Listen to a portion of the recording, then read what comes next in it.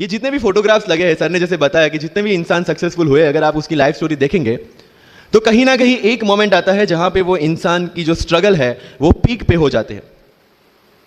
वो इस मोमेंट पे आपको डिसाइड करना है कि आपको वहां से यू टर्न लेना है या आपको वहां से आगे निकलना है। इन सब लोगों ने डिसाइड किया कि उनको वहां से आगे निकलना है, एंड दैट इज द फंडा ऑफ लाइफ।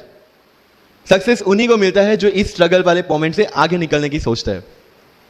जब भी आपको लगे कि आपके सिर पे बहुत मुसीबत है, जब भी आपको लगे कि आप हर तरह से गिर चुके हैं, जब भी आपको लगे कि आपके पास कोई ऑप्शन नहीं है, तब एक चीज आप अपने दिमाग में लाइएगा कि यही मोमेंट है जहां से आपकी तकदीर बदलने वाली है। क्योंकि डायमंड जो होता है वो जितना ज्यादा घिसता है उतनी ज्यादा उसकी वैल्यू होती है। सोना जो होता है वो जितना ज्यादा तपता है उतनी उसकी वैल्यू होती है। अगर आप जिंदगी में तप रहे हैं, अगर आप जिंदगी में घिस रहे हैं, अगर आपको लग रहा है कि आप हर तरह से मुसीबतों में गिरे हुए हैं, तभी आपकी जो वैल्यू है वो बढ़ने वाली है। और यही मेरा एटीट्यूड रहा है। लोग बोलते हैं कि तुम्हारी फाइनेंशियल कंडीशन ठीक नहीं थी, पापा इलेक्ट्रिशियन थे, मम्मी हाउसवाइफ थी, डायमंड के कारखाने में काम करती थी, उसके बाद उन्होंने मैरिज में रोटियां बनाने का काम किया और उस तरह से मैं पढ़ा। लेकिन जब मुझे पूछा जाता है कि ऐसी कौन सी चीज है आपकी लाइफ में जो आप बदलना चाहते हो, आई सेड नथिंग। क्योंकि अगर वो चीजें नहीं होती मेरी लाइफ में तो शायद आज आपके सामने में नहीं होता। तो अगर लाइफ में प्रॉब्लम्स है, अगर लाइफ में स्ट्रगल है, जैसे सर ने बताया struggle is a part of life, and I strongly believe in that. क्योंकि अगर हम दिल्ली में थे, मेरे दोस्त के साथ में निकला बाहर घूमने, तो बोलता है यार ऐसी लाइफ चाहिए, कोई मगजमारी नहीं, आराम से बैठते हैं पूरे दिन एसी वाले कमरे में, बहुत सारे पैसे हैं और कोई टेंशन नहीं, ऐसी लाइफ चाहिए मुझे। बोला मेरे पास ऑप्शन है। बोलते क्या? बोला देख सामने एटीएम का रूम दिख रहा है, एसी वाला कमरा है, बहुत सारे पैसे, कोई मगजमारी नहीं, जॉब ले ले। क्यों आईएएस आईपीएस में दिमाग खराब कर रहा है? अगर स्ट्रगल नहीं चाहिए तो you have to compromise with that life.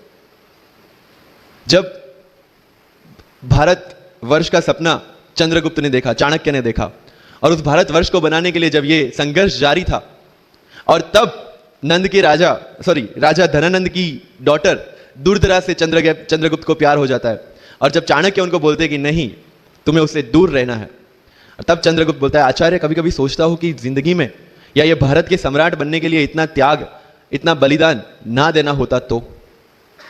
और तब चाणक्य रिप्लाई करते हैं तो हर कोई भारत का सम्राट होता। This is the fundamental rule of life.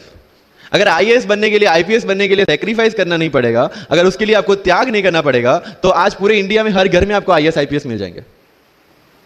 So when you are entering into this game of UPSC और MPSC, make sure that you have to sacrifice anything which will take you to your गोल।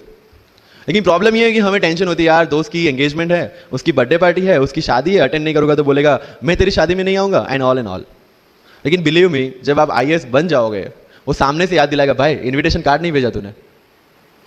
समझ रहे हो? तो जो कुछ भी इसके लिए सेक्रीफाइस कर रहे हो, वो जब आप उस पोस्ट पे पहुंचोगे सब कुछ वर्थ है, सब कुछ। मेरा इंटरव्यू था यूपीएससी का, मुझे एग्जैक्ट डेट याद है, 23 मार्च को मेरा इंटरव्यू था। 28 फरवरी को मुझे हॉस्पिटल में एडमिट किया गया क्योंकि मुझे इन्फेक्शन हो गया था बॉडी में, एंड बहुत हाई फीवर था, तो आईवी के अलावा कोई ऑप्शन नहीं था। 1 मार्च को ठीक होकर मैंने सोचा चलो दिल्ली निकलते हैं। 2 मार्च को मैं दिल्ली पहुंचा। 3 मार्च को वापस से टॉन्सिलाइटिस का अटैक होने की वजह से फ्लाइट लेके वापस से पालनपुर अहमदाबाद, अगेन हॉस्पिटलाइजेशन। 15 मार्च को I got relieved from the hospital. 16 मार्च को मैं दिल्ली पहुंचा, और 23 मार्च को I gave my UPSC interview.